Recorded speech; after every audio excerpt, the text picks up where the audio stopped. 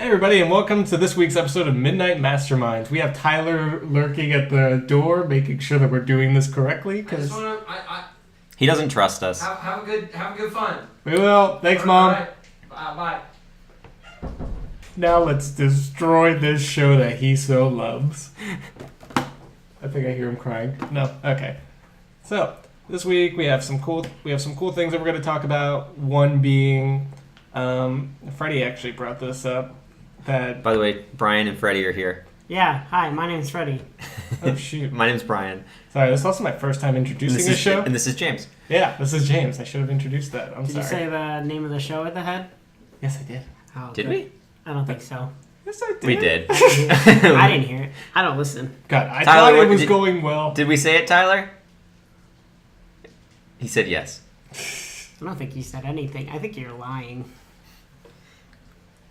But yeah.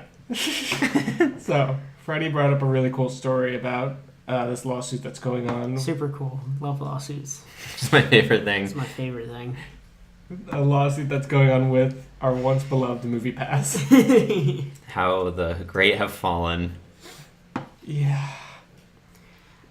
Greater prices, greater the crime. Something like that.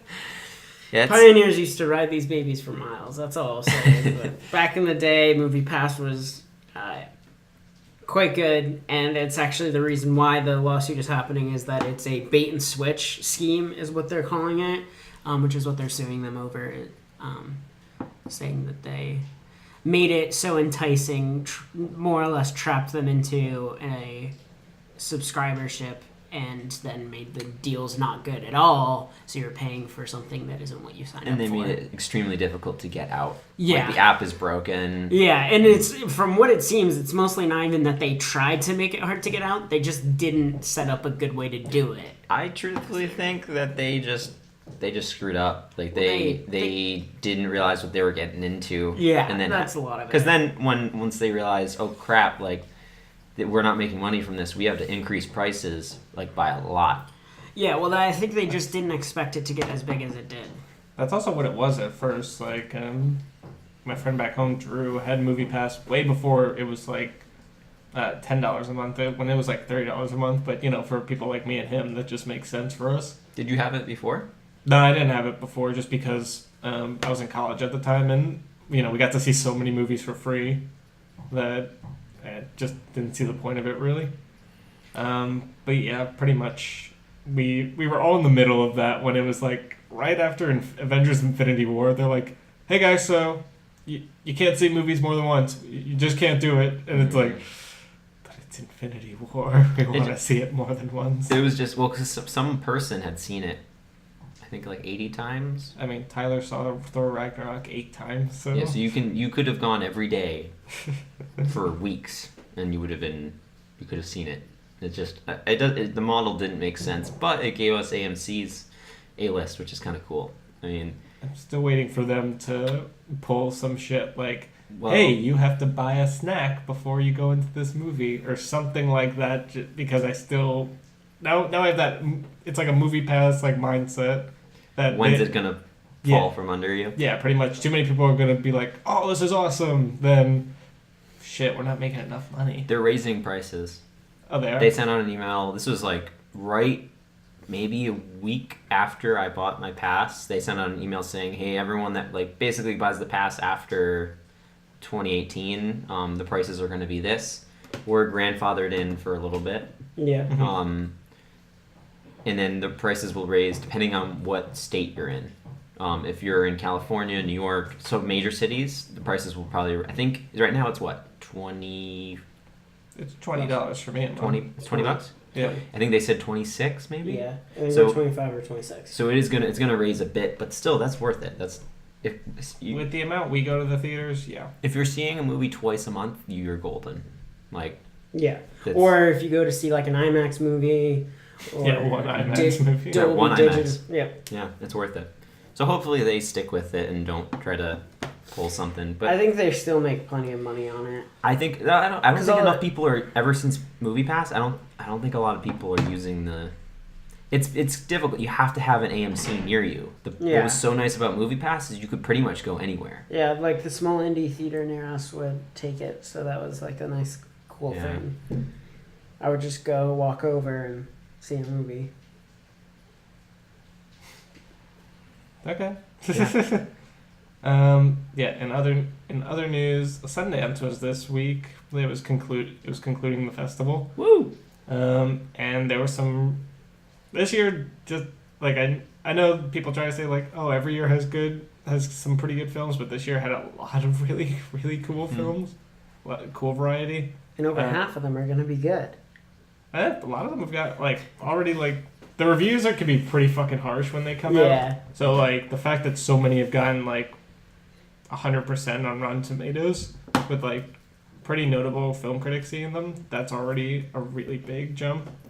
So Adam Driver's getting some love for a movie. Yeah, The Report, Mm-hmm. which is apparently it's kind of like the anti-Zero Dark 30 in how it's It's a response. yeah, it's a response to what's it called? The Bush administration's form of torturing right after 9/11. Mm-hmm. Is this a true story? Or a based on true events kind I of think thing? so, yeah. Um, From what I can tell. Shit, I'm not sure, but The Report was scooped up by Amazon. Mm-hmm. This movie Late Night with Emma Thompson. Yeah, is that get- got is a getting huge love. thing from it. Amazon bought a lot. Like Amazon kind of It's just where became Netflix this year. Well, that's what they do most of the time at Sundance. They buy a lot there. Amazon's been doing well. They really have. Because Amazon bought Late Night for like $13 million, which is, Late Night's a Mindy Kaling, Emma Thompson film, Mm-hmm. which is pretty much about the gender dynamics of a late night talk show host. Mindy Kaling wrote this movie. Yeah, she wrote it, and it's also like it addresses gender in the writers' room. Because I think Mindy Kaling's character is one of the few female writers, even though Emma Thompson's like the host of this late night show. But also just racial issues in the late night room, in any writer's room, I guess. And I think someone like Mindy Kaling knows this better than anyone because she's been writing for a long time and like is in rooms with like I think The Office was like that. I mean, I gotta double check, but it wouldn't surprise me if she was the only woman of color in that writer's room. Yeah. And But just she, continue to excel. but I'm not surprised because she's absolutely hilarious and like Which is pretty much everything she touches is really good. also why I'm excited about this, because I just love I love it when it's when they have it doesn't have to be semi-autobiographical, but they actually know a lot about the subject. And there's like probably based off of events that they've experienced, and that's always interesting because we kind of get an idea of what's going on, but someone that has actually been in one of those rooms goes, "Oh wow, like I've seen that," Yeah. Oh, okay. But The Farewell, I think we maybe mentioned this. The Farewell is another movie from Sundance that is getting love. It looks like it's an A24. So Yes. go figure, it's apparently pretty good. What is it? The Farewell. Oh, they. I think it's Yeah, it's saying A24. Yeah, it's gonna be the new Aquafina movie. That's pretty much. It's serious, right? Yep, Is what it's you her said? doing a serious role. That's cool. And she's been I doing think really they're- well. I think they're selling it now. They're like trying to put it in theaters right now. I think Oh, they're trying to put it in theaters The right Farewell? now. Well, they're nearing deals, I guess. Okay. But Amazon also picked up. We were talking about this earlier, Honey Boy, which that just sounds interesting and just how meta it is. And what is it? That's the That's the Shia. Shia LaBeouf one. And what is that? It's where he plays his dad. Yeah, pretty much Shia LaBeouf. Yeah, but It's autobiographical, very autobiographical, where Shia LaBeouf he plays his own father, taking care of, or quote, taking care of like his child actor son, who's pretty much the breadwinner of the family. Did he direct this one? He did not direct it. It was actually done, I think, by the woman who directed American Honey. That Oh, film. yeah. That I could double check real quick, just so I'm not talking out of my butt. but I never saw that one. he wrote it, so that should be fun. Okay. And yeah, he plays his own dad, and everyone's already talking about just how amazing he was. I would say I would love for him to be Oscar nominated for something. Yeah. I was saying that I think at some point he will. He'll already- get nominated. He's already had enough roles where he could have been nominated. And he had a really good stretch of movies there, like with like Fury and what's it called? Yep, I was wrong. She did not. Oh, she did. She did not direct this Okay. Fact checker. one. But what's it called? Yeah, Lucas Hedges plays pretty much like young, or like teenage, like young 20-something Transformers Shia LaBeouf. He's another one that's been just killing it. He's been in everything. Yeah. Absolutely doing incredibly well. Amazon and A24, that's like their golden goose, pretty much. Him and Timothée Chalamet. It's cool how well A24 has been doing, and just how prevalent they are now. It's working. Mhm. Like I'm waiting for when it doesn't work. Was Spring Breakers their first, or was that A24? Well, That was Annapurna. that was Annapurna. And I think that was a joint production between Annapurna and A24. Because I could double check it. I'm trying to remember where they started, because it has felt ever since they became very popular. It seems like they've been here forever, but it's only been it's been less than a decade. Spring Breakers, yeah, that was one of their first ones. Yeah. And along with like Bling Ring, Spectacular Now. Yeah. So like, yeah, that was like 2013 when we were just about to go into college. Mm-hmm. It's like, oh, who are you guys? You're pretty cool. It's cool that from a like film student background and just film lover background, it's cool that something like Sundance is still a thing. Because we're gonna talk about like some trailers we saw for things today, and one of the trailers is for like a big action movie, and I'm gonna have my thoughts. But it's nice having movies like this that. What are my thoughts? It's nice having movies like that still being made and getting notoriety. Thank you, A24 and Annapurna. Thank you. Also, if Megan Ellison is listening to this, I saw you on Bumble and swiped right. So, if you see me. Who's Megan Ellison? She's probably the coolest producer ever. She Annapurna? Yeah. Did she create Annapurna? Yep. She's the CEO. And she's the reason why a lot of my favorite films of the last 10 years have been made. So she's also God, in my opinion. That's cool. What's it called? But yeah, also, Brian, I thought one more Sundance movie that I thought that you would appreciate. It's being compared kind of to Shaun of the Dead. Yeah. Little Monsters. It's a Lupita Nyong'o, Josh Gad movie where a kindergarten teacher has to pretty much save her class from being devoured by zombies. And Lupita Nyong'o's a teacher. Yeah, so a bunch of people were talking about this, and it sounded so fun. There's this other movie that was announced, or I'd heard getting some buzz, and I think the Daniels, the director duo, were talking about this. I don't know if they had a part in it, but they were talking about it. And it's like, I think it's kind of like a Southern hick horror movie, but also kind of gross out goofiness and. That kind of sounds. Do you know what I'm talking about? Wait, is this Tucker and Dale versus Evil? It's not that. Okay. But it's got that feel apparently. If I can find, I'll look for the tweet that I had seen. But a bunch of people were talking about it, specifically the Daniels were kind of. Was it at Sundance? It was, yeah. Shoot. And it was getting some love. Anywho. No, I didn't hear about that one.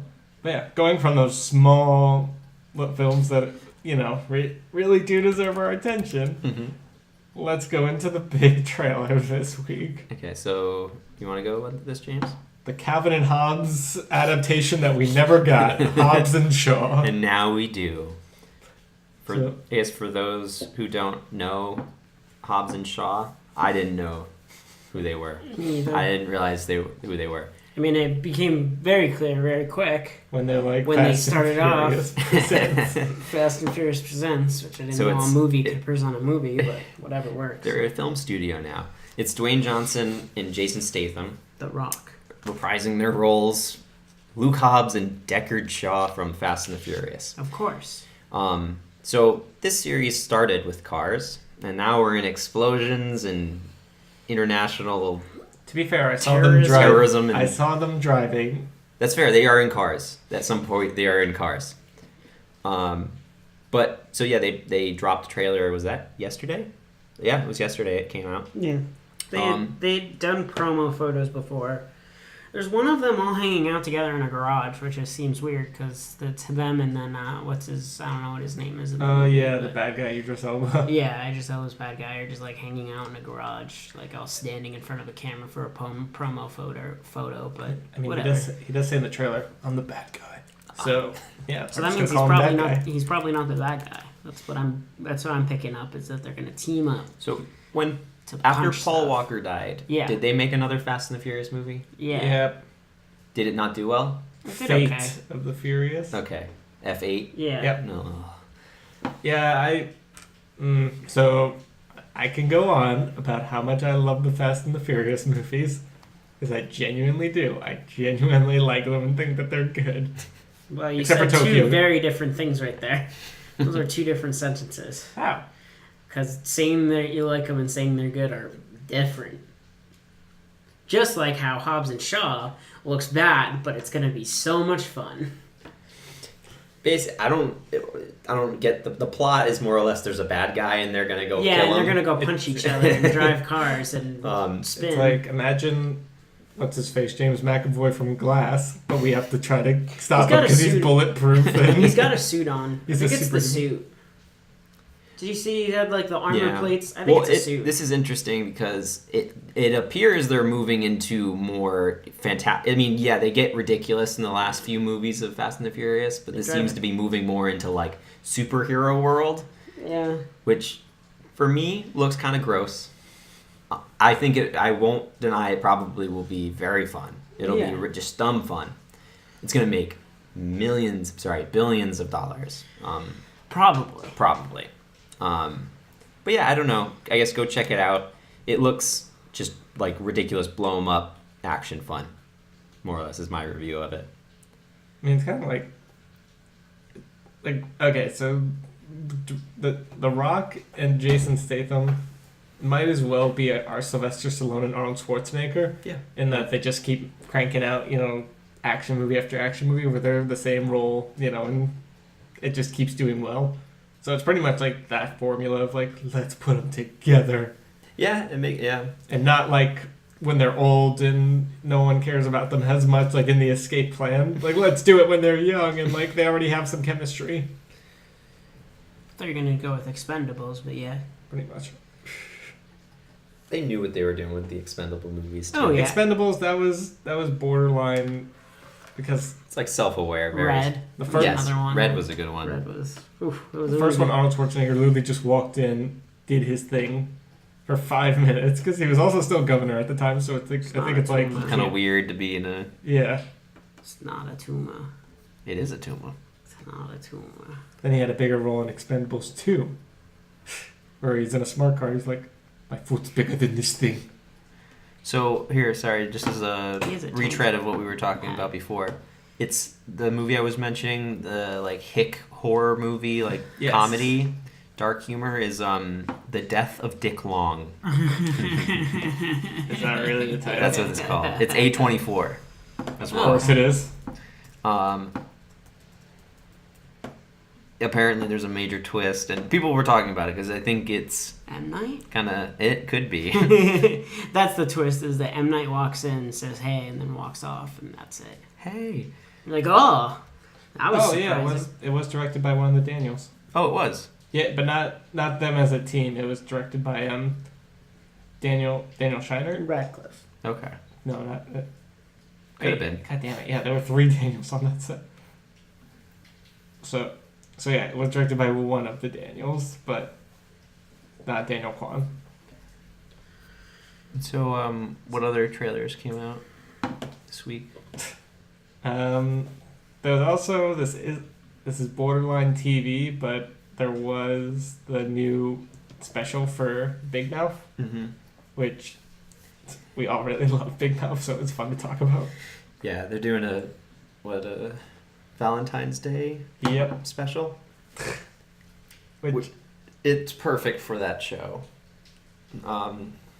if you've never seen the show, they tackle all things like sexual health and like growing up, puberty, all that stuff. But in animated form and dirty and raunchy.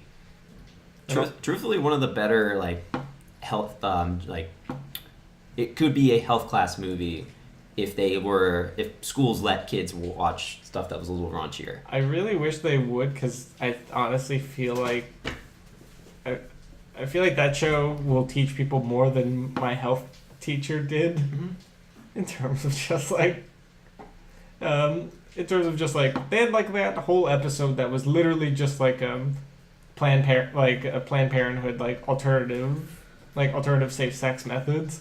It was like a variety show format, and I'm like, holy shit! Like I didn't even know about some of those things, and I'm an adult man. You wouldn't necessarily need to watch the whole show in a class, but you could watch bits and pieces, like something like that, and that are actually very helpful.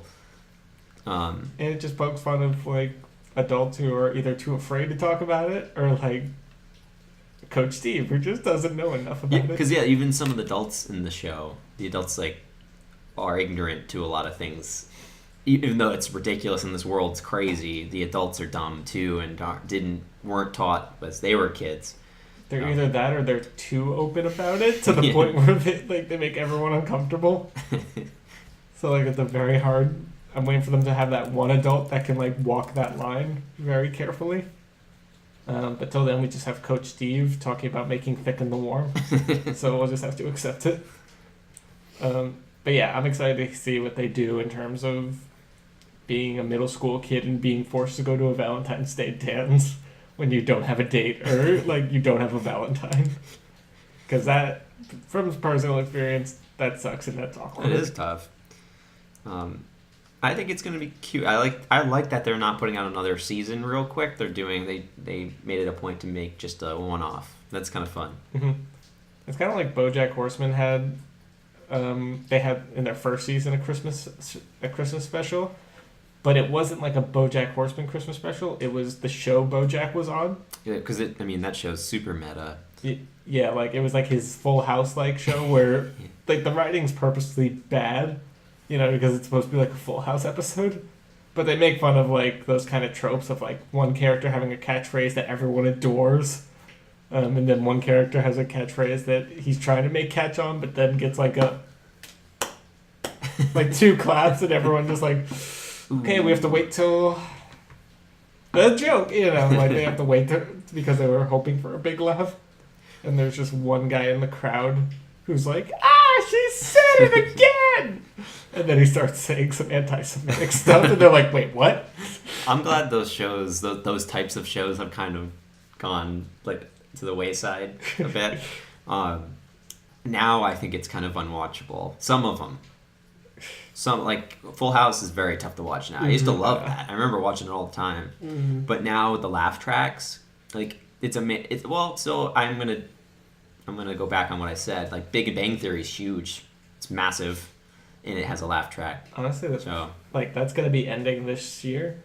So that might be... I feel like they're just gonna take... Like, they're going to take it with it because no other show with a laugh track does even close to as good. Like, you can make an argument for Mom, the other Chuck Lorre show, but Big Bang Theory is just in a category all on its own that was, like, up there with Cheers and, The Office in terms of, like, oh, did you see this? Like, on this show? I mean, it's crazy how many hits Chuck Lorre has had. That dude. But that's a whole other... Yeah, he deserves a medal just for dealing with Charlie Sheen during all that. Something else I wanted to mention was, so I didn't see any other trailers that were notable, but the Super Bowl is happening. We're recording this the day before the Super Bowl, and a bunch of trailers have been announced to be actually premiering during the Super Bowl, because it's not about the football anymore. It is money, money, money, money, money, money, money, money, money. So Toy Story 4 is getting a trailer, sneak peek, during the game. Handmaid's Tale is coming back for season 3, and there's a trailer. They've already teased it. All the short teasers have come out. Hobbs and Shaw, I think that's just the same. They may have a new trailer, I don't know, but it's probably the same one. In case you missed it this week, another Hobbs and Shaw one. Wonder Park's getting another trailer. This show called Hannah Season 1. Oh yeah, that's actually based on a film. Usually it's the other way around, it feels, but yeah, it's based off the Saoirse Ronan assassin film from like 2011. It was really cool. Like she's born to be an assassin. Like she's born and raised to be an assassin. That's cool. As like an infant by Eric Bana, her adoptive dad. And this is another Animon. It's an Amazon anime. It's an Amazon original. Other movies that got announced in the past week or so: Zombieland 2, Zombieland Double Tap. They announced Brie Larson's Unicorn Store, which showed at TIFF in September of 2017, is being picked up by Netflix, along with an upcoming drama called Lady Business. Okay. We got a poster for Scary Stories to Tell in the Dark, which is a Guillermo del Toro. I saw that, and It it looks looks real great. creepy. Well, we'll have it on the screen for those who have video. And then also a very interesting poster for the crime thriller Holiday, which looks interesting. Features this girl in a bikini sitting on the front of a boat with blood all over her legs looking back. Should be very interesting. Who knows if it's good, but they have me hooked on a poster, so... And then obviously Mission Impossible movies dated for summer 2021 and 2022. That'll be Mission Impossible 7 and 8. And Still yeah, going. since the last one, I mean... I think they stopped numbering them for a reason, because it kind of gets to the point where when you think about Mission Impossible 7 and 8, it's a whole different beast than just being like, oh yeah, Fallout. It's like Mission Impossible Fallout. Rogue Nation. So yeah, whatever. Keep making them. Real quick, here are some rumored trailers that are supposed to be potentially coming out. Cloverfield. That's If they all. drop another Cloverfield movie, that'll be impressive. I'm not expecting less of a movie and more of a trailer, but with this is a whole nother thing to talk about. But how JJ has left Paramount and is basically signed with Disney now. Some of it's like more rumorish, and some of it, but basically he's not going to be working with Paramount anymore. All the Cloverfield movies are Paramount movies. He looks like he's going to be doing work almost exclusively with Disney Fox. And so that more or less kills Cloverfield as a series. There was Unless the movie already is being worked on. Yeah, I think they're going to slow down on Cloverfield. Well, basically if they don't announce it in the coming months, Cloverfield's over. Because it's a Paramount IP. He will not bring it with him, so it'll be over. Yeah. Like there won't be any more. Because it's a shared IP. Supposedly Marvel's going to have trailers during the Super Should have Bowl, 2 or 3. but people think maybe Endgame's going to get something new. I thought they already announced they'd have Endgame there. Because they released the title a month ago, and then... Maybe this may be a dated article. I don't know. This maybe is I just seen things saying that it most likely will be there. But I think they should. Who knows? If not, they'll probably just show the one they've already released. Yeah. Aladdin, people think may show up. Dumbo probably will as well. Mm-hmm. The live action Dumbo movie. Stranger Things season 3, which I forgot about. They were pushing a poster recently. Yep. That actually would make sense. I think last Super Bowl they pushed a teaser trailer. Yeah. Star Wars, I think they've actually announced that it's not going to show anything. The new episode 9, but it's rumored that they could. Yeah, that's the most murky one. Like Endgame, it's kind of confirmed that something's going to show, whether it's big or not, who knows. But Star Wars, yeah. I'm kind of hoping they don't. I want them to. My Star Wars wish, and it'll never happen because they would never make enough money. But to drop a trailer like they had done with the Cloverfield movies like 2 months before, and then get people hyped that way. Because I don't think now that they're never going to make as much money as they did with The Force Awakens because there was all that hype.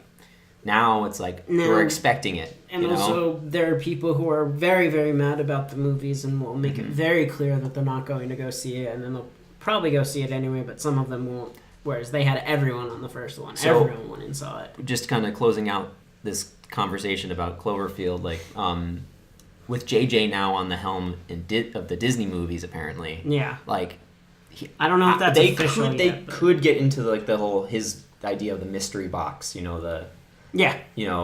kind of giving only a little bit of information so people don't know what's inside the mystery box. It's a good TED Talk. Yeah. Anywho, that one, It Chapter 2 and Pet Sematary. We've seen Pet Sematary Pet trailers. Sematary has been showing for a while, but I don't know what else they would show. They've already basically sold the movie for what it is. I don't know if showing anything more. I feel like they'll show something just because they did that with A Quiet Place last year and it worked really well. Yeah, they'll probably just show the same trailer they already have. Probably. Just like maybe a few extra clips. If that. There's no reason to show more. That's the big thing. And finally, Game of Thrones potentially, but a lot of people think that's going to not happen still, that they're going to hold off for a little bit. There's so many finales this year with just so much secrecy around the plots. So there's one little thing they said on this article. Apparently, HBO doesn't do Super Bowl ads usually. Oh. That the Westworld season 2 trailer was the first in decades. Oh. So, yeah. Well, this is the most that they've ever done with getting lots of people on their service. Previously, it was just, we have really good stuff. If you want to come see it, come see it. But now, with things like with the Game of Thrones and with the Westworlds, where a lot of people were watching it, and it sort of True Detective became culturally relevant. Yeah, but even True Detective was a smaller group than like Game of Thrones. Game of Thrones, they have to keep their membership up. That's why they're getting worried that when it goes away. But yeah, so we'll see. Probably. It'll be a fun Super Bowl to watch all these trailers. That'd be so sad in like the end of May, June, after Game of Thrones ends. It's June. It's end of June. Yeah, their membership just plummets. Well, what else are you going to HBO for? They have some movies. Barry's really good. It's Insecure. That's great. Yeah, she's really good. That and I tried watching some of the new True Detective. Is Insecure the one that you pitched? Yeah, when we were working there, we had to pitch the first episode.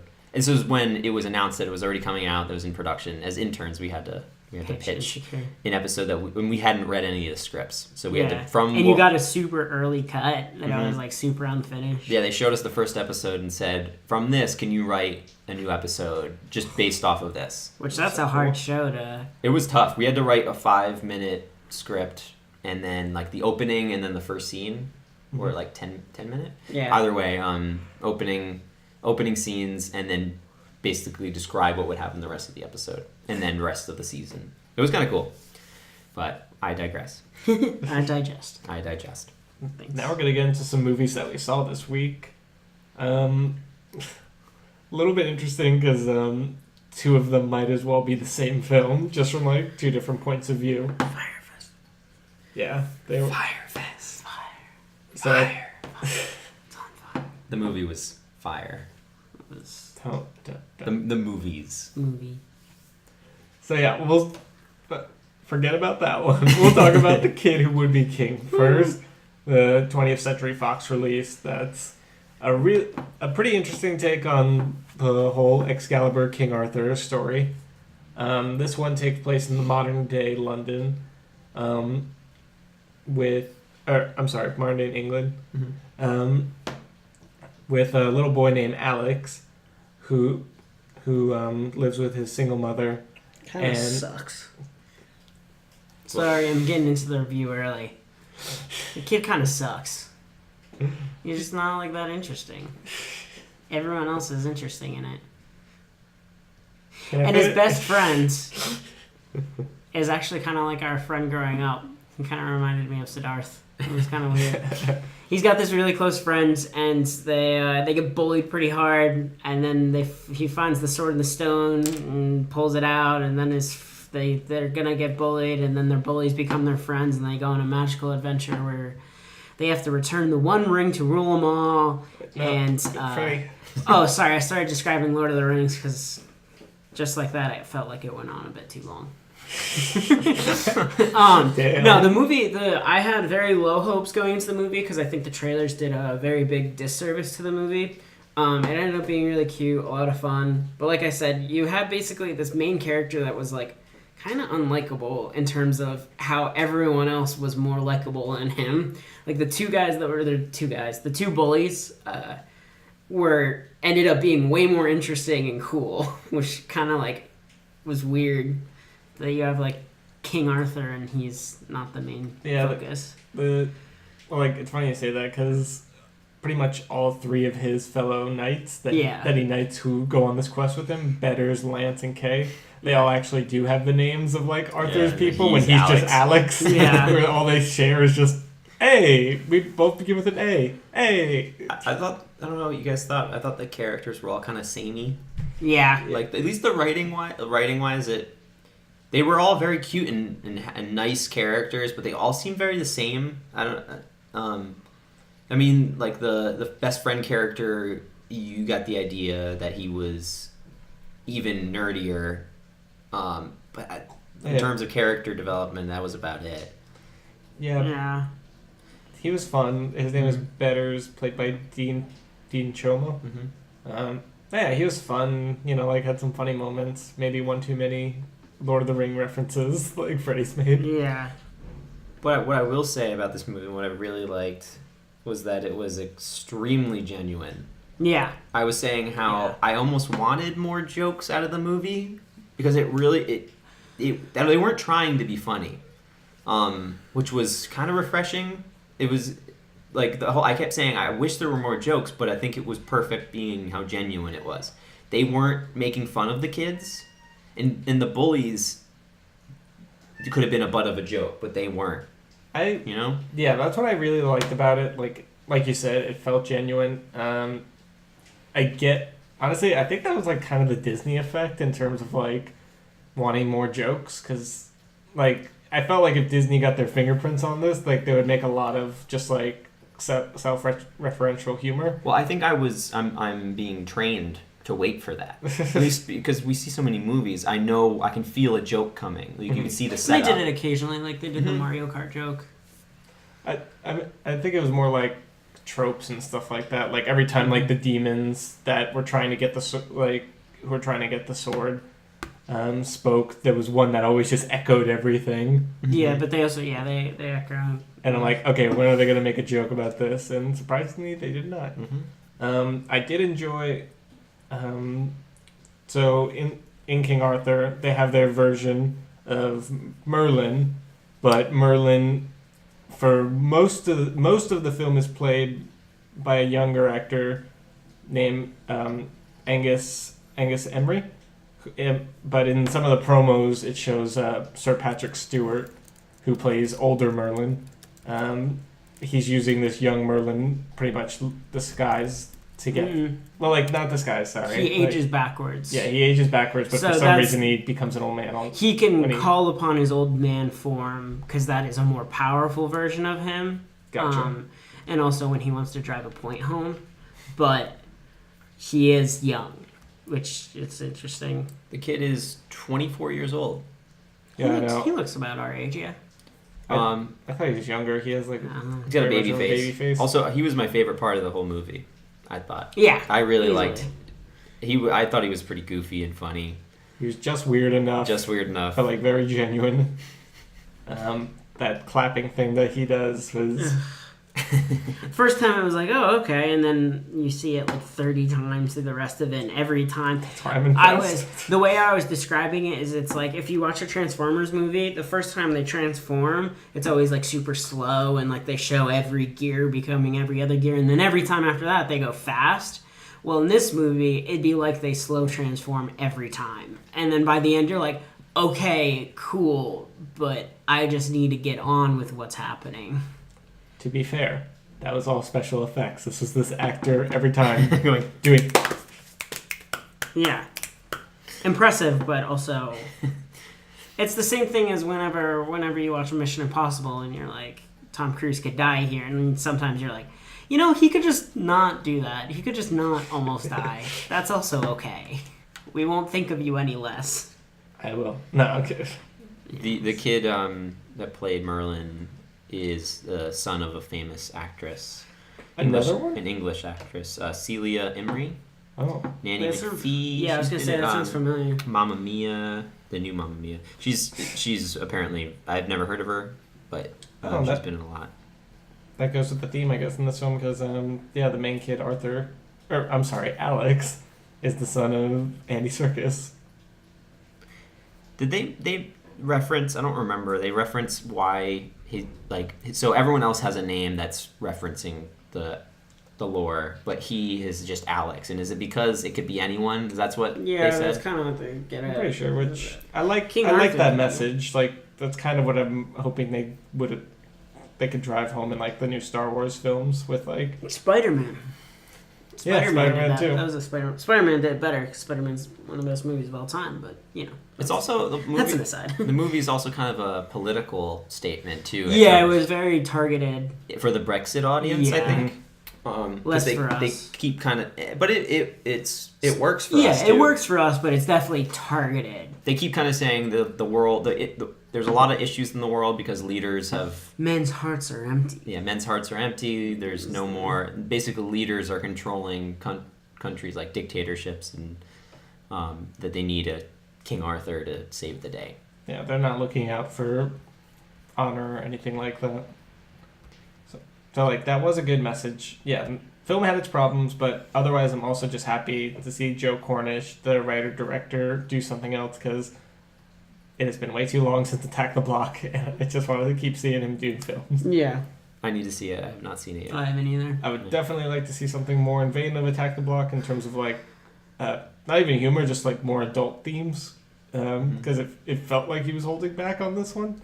Especially like during the demon scenes, it's like, okay, I know you want to get darker. Like I can feel it, but there's a whole aspect. PG rating. It did not make much money. Yeah, unfortunately. I'm sure it cost a bunch to make. Yeah, they lost a lot of money, I think, on it, or losing money on it. Yeah, it'll make up its money over time. I'm sure they'll sell toys and stuff. Maybe. Seems really easy to sell a bunch of toys for. Put a sword and a stone and give an action figure, and you got yourself $10. It hasn't. Another thing to note: it hasn't opened in the UK yet. Like it'll open next week, so okay, it might do a lot better. Like because right now it's just open in America. It's also a tiny market comparatively. Mm-hmm. So we'll see the UK Ireland. We'll see how that does. But our other duo of films. Fyre docs. Yay, So, Fyre docs. If you were on Twitter any time in the past few weeks, you probably heard about the Fyre documentaries. Fyre being spelled Fyre. So, for those of you that may not know, the Fyre Festival was a music festival created by this guy named McFarlane? Billy McFarland. He was an entrepreneur, kind of a crook. For a lot of reasons. He is a crook. He's a crook. I mean, at the time before this, he is. So he had this idea, let's create this festival, a music festival. It's bigger than Coachella, bigger than all these other music festivals around the world. Bigger, more expensive, has a street cred to it that only certain people can go to because you need a ton of freaking money to go. Well, so he started to advertise for this movie, advertise for this festival. This is a while back. The festival was actually in 2016, 17? 17. It was 2017. So they started. Have my James fact checker right here for me. Oh no! I'll just start spewing stuff. I'm sorry. I'm still laughing at this festival. It's absolutely ridiculous, but it's Darwinism, I think, in its perfect form. So he starts planning this festival, starts promoting it. They start promoting it before they even really have funding for this thing. And he promotes that this festival is going to be held, I think, in the Bahamas. Or, where was it? It was in the Bahamas. It was on like a small island in the Bahamas, and that's part of the big problem. And it was supposedly Pablo Escobar's island. That's what he kept advertising it as, even though Pablo Escobar's lawyers they came down on him hard because he was trying to get the island. He actually was trying to get it for this reason. Mm-hmm. And Pablo Escobar's people were like, no, you can have the island for it, but you can't advertise this as being his island, because if you do, we're gonna cut you off. And he put out this video that went crazy viral. And in the video, it's like girl like models jumping around in the water. It's like boats, like giant yachts. It's all like They spent a ton of money on it. It looks like a stock footage just dream. It's like what you think of stock footage being in like just paradise. That's what it looked like. And they also mentioned that it's Pablo Escobar's island. So this is the backstory. They eventually went and had this festival. Tons of these rich kids went to this festival. Supposedly they were going to have all these big stars be there. They get there and the place looks like a FEMA center in a disaster. And like this is in recent enough memory where you remember seeing this on Twitter and all the social medias.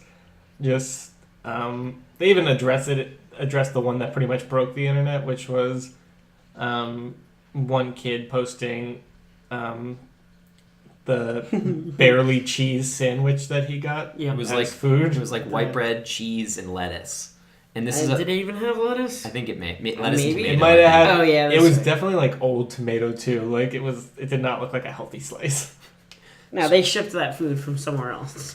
So, needless to say, that it was a major disaster because people went out there spending they get into it in the documentaries, but from anywhere from like a few $1,000s to like some people left their jobs and spent all their life savings to go to this thing because they thought it was going to be the new what's the Woodstock? Woodstock, yeah. Woodstock mixed with like Coachella. mixed with The Instagram Burning Man. yeah, all of that stuff mashed together. So But also bougie through all of So it. so Brian, you saw both of them. I saw both of them. Because one of them is called Fyre Fraud, which is the Hulu one, Mhm. and then the other one's called Fyre, the Greatest Party That Never Happened. What would you say, especially like from a documentary standpoint, is like a big difference between the two? So first off, you got to watch. If you guys watch, James, you saw only one of them. Yeah, I have Netflix, so I saw the Greatest Party That Never Happened, which pretty much interviewed the PR team. Yeah, you It was have. made by the PR team. Yeah, so like Freddie's pointed out, it feels very like safe covering their Billy asses. is a horrible person. Just This Billy. party would have been great if they had done what they had said was going to happen. Basically, they took themselves out of the equation and then roasted it. You have to watch both of these movies. Yeah. It is fascinating. I've never seen anything like it. The best review I saw of both of them, having seen neither of them, the best review I heard about them is basically it's like they are two halves of one really good movie. That you need both of them to be able to get the true documentary experience. Watching both is necessary because just watching one is like watching just NBC or MSNBC or just watching Fox, where you get this very, very angled view, whereas you need all the info to understand it. It wouldn't surprise me if Netflix and Hulu like had some under the table like deals like let's do this at the same time so that we So- both do really good because people will watch both of them back to back. Yeah. Well, a big part of this, which I was going to mention, was Hulu dropped theirs first. Yeah, they surprise dropped So it. they supposedly, like you said, they could have talked to each other. They probably knew. Because that's free marketing for Well, the Netflix Netflix- one as well. Netflix had announced that theirs was coming out. They had a Hulu release didn't date. say a thing. Hulu just all of a sudden dropped theirs, and basically the surrounding story was, oh hey, this is the Fyre documentary, the Fyre Festival documentary, and then people went, oh wait, it's on Hulu, whatever, I'll watch it. Because basically what more or less happened was you had a PR move for Netflix's movie. Hulu hijacked it, dropped their movie, but it also still hyped up the other movie. It helped Netflix a lot. Yeah, it helped Netflix, but Hulu also got a great showing out of it because they reaped the benefits of Netflix's network. So Hulu actually. So going back to James' question, I think that I liked them both. Hulu actually calls out the Netflix documentary, which is why it makes it so interesting how Yeah. these dropped. At the end of the Hulu doc, they don't straight up say Netflix, but everyone knows this thing's coming out in 3 days. And so this drops, people watch it. At the very end, there's this company in quotes called Fuck Jerry. Yeah. That's the actual name of the company. Fuck Jerry. The new hashtag Fuck Jerry. Which I've been on that train. They're a bunch of assholes. Yeah, I mean they have been since it was really small because it's always been content stealing. They are content curators in quotes. They steal jokes and repost them. You remember what's his name? Fat Jew. Yeah, he does the same thing. Fuck Jerry was around first, but he was the one who made it big first on that formula. And then people went down on him, and he's been silent. Yeah, they're horrible. They're really horrible. Yep. But they helped produce the disaster of the Fyre Festival. In the Hulu doc, one of the guys that left Fuck Jerry is a big part of the documentary, and he the entire time is dishing on what actually happened behind the festival. Mm-hmm. And at the end they say, so there's another documentary coming out about this movie or about this event, and it just so you know, these guys had a big part of this. And also, guess who produced the Netflix documentary, the Fuck Jerry guys? Yep. So once that happened, it blew up the internet for the night, and people were talking about it. And then, like Freddie said, tons of people watched the Netflix doc to see the differences. Yeah. And they do. It's very different. There's a stark difference in how they present the festival. Language of how they present the players in the story. To be completely equal here, Hulu hired Billy McFarland. Paid him for the interview, which was which is a whole nother ethical issue. Yeah, that was the big thing against the Hulu one, is that they paid him for an interview. He's now in jail. Yeah. Because the idiot got in trouble for all this, was gonna be thrown in jail. I think he was brought out on bail. I think he so, had to pay like $300,000 but bail. he ended up being a flight risk, I'm pretty sure. Really? I think so, because I want to say they ended up having to grab him again. I don't know. When he was out on bail, people had heard that he was living in his family's basement now, and like hopefully he'd learn something from it. Well, he was living in a penthouse in New York City after all of this. Yeah. And using all of the emails from the people that were on the email list for the Fyre documentary, he was trying to scam them.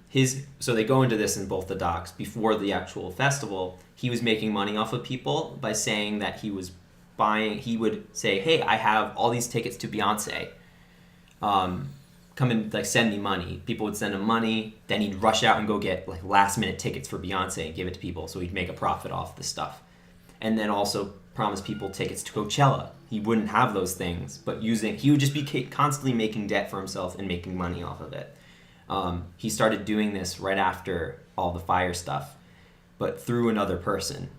So he was using the emails from the festival and sending spam out to people, basically going, hey, if you want to buy tickets to the New York Fashion Show, I got tickets. And people were sending this guy money again. Mm-hmm. And so the motherfucker got thrown right in jail again after this. I truly, like, seriously, like, and they go into this too, but like, half of it's just Googling, like, you know, like. But when you have money, your value is lower, so your worry about that is just, you're like, whatever. Fair, and yeah, like a lot of rich kids went to, what's it called? Fyre. Yeah, but the majority were like rich kids who I think kind of deserve it. Yeah. To be honest, I feel like it's. It made me really happy to see some of the shit they were going through. And the only my favorite was the story of the guy who was there covering it for some, like, he got sent there, and so he's laughing as all these rich kids run around. He's just like got his camera and he's like, I don't care, I'm here for free. It's like, yeah, it sucks, but like, yeah, you know, all those people who,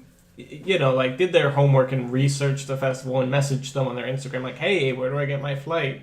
You know, those kids didn't end up going to the festival. They didn't go. Like, they definitely got their, or I don't know if they definitely got their money back. Most people didn't get their money back, which is a sad thing. Well, like, they definitely made the conscious and smart decision not to go. So they get into both docs. They get into how it's a lot of Instagram influencers that went. Yeah. And I wish they almost kind of went into this even more, because it's fascinating seeing, like, these people believe they are gods, kind of, and they don't, or at least curators of society. And they went to this thing not realizing that if they just Googled, like you said, they would have found, oh, this is a major scam.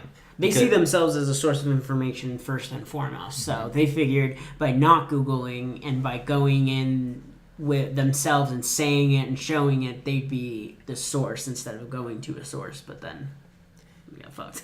But yeah, in short, I don't know which one I liked better. I think I liked the Hulu one for just being kind of savage, how they dropped it, and being a little more truthful, it seemed. Especially, I did not like the fact that the Fuck Jerry guys produced, and you could tell they looked really good in the Netflix doc. Yeah, but I think just you got to watch both because there's new footage in both sides. That's basically what I had heard. Is that probably the best way to do it is watch the Netflix then the Hulu, because the Netflix one is interesting and sort of gets you peaked, and it's an inside look, because that is the thing you can say about it is like they might be scummy and they might be trying to save their own name with it, but they were there. Yeah. So getting to see that first person perspective is really interesting, and then going and seeing Hulu make fun of them for about an hour is a lot of fun, knowing what they're like and being like, oh, so what I just saw was the same sort of lies they spun to make Firefest happen. Because that's the thing, is he's a mastermind behind it all, and he's bad, but he knows what he's doing, but he couldn't have sold it if he didn't have that PR team making it what it was. I do have some good news. You guys have definitely heard about this, but so the rich people who didn't look into the festival definitely deserved it, but they also do get into the people who worked in the Bahamas as day laborers and caterers got completely screwed over.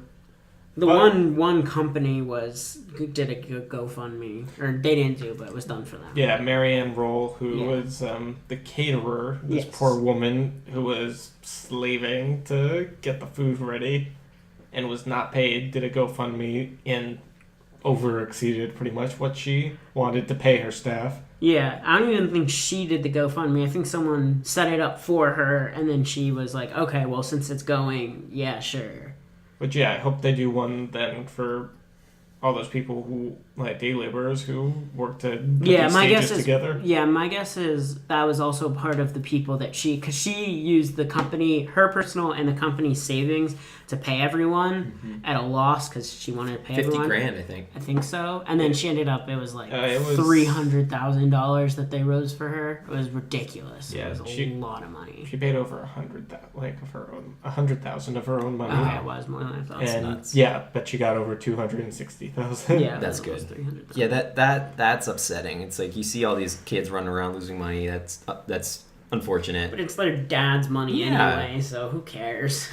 And also, if you spent, because I heard some people spent their life savings, then honestly you deserve it. Because why would you spend your life savings on a music festival?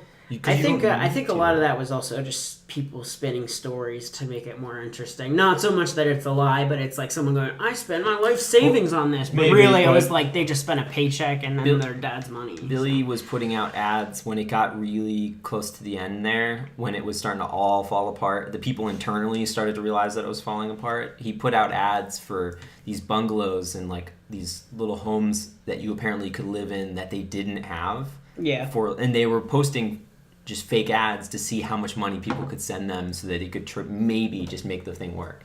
Yeah. But then also they had bands lined up that... and bands that never came. Bands that never signed up for it. Yep. So moral of both films, do your research before you drop that much money down. And do your research on your movies, too. Especially documentaries. Make sure that the source... Because that's the thing. Both of them have their little ethical issues, but... They're both also interesting looks, so just make sure you know what you're looking at. It's like what you said, two films that would have made a perfect, really good. Okay, not a perfect documentary, but a really good one. Yeah, together, one big movie. And the last thing was in the Netflix doc, there was a story of, I think it was a pilot that was working at the. Yeah, that poor guy. He was having to fly people around, and he actually had the idea, and this would have saved the whole event. He had the idea, he's like, we can get a boat or a yacht or something and just put everyone on that and then have the show there, and basically it'll do what you presented them with. You could drop the yacht somewhere special, let them get out and come back on. But they didn't believe him. They're like, oh no, we want an island. Why the fuck would we want to do that? Honestly, I'm kind of happy they didn't do it because I feel like that would cause more risks of someone falling over and drowning, especially because knowing those idiots, they would try to put as many people on the boat as possible. Yeah. And there's going to be people trying to get off the boat, and just jump and hurt themselves. So it's probably better it was all on land. No one got hurt. So the whole boat could have gone down. Yeah, that too. They would probably... Only we were that lucky. Titanic 2. Fyre edition. Calvin and Hobbes. Calvin and Hobbes. Well, with that, thank you for listening to this week's episode. Thank you, James, for presenting this episode. Brought to you by, or Highly Fast Stoudt. and Furious presents Midnight Masterminds. Yeah, Fast and Furious presents Midnight Masterminds. And I'm just gonna call him Calvin and Hobbes for now on. I don't even remember. It's Hobbes and Shaw. Hobbes and Shaw. Good night. If that's your one takeaway from this episode, that it should be titled Calvin and Hobbes, with The Rock as Calvin. I've decided now. Tyler's not in the room, but we're gonna say good night Masterminds for now on. Good night, Masterminds. everybody. Well, I've been James. I've been Brian. I'm Freddie. Good night, Masterminds. I don't like that. I like it. Yeah, I dig it.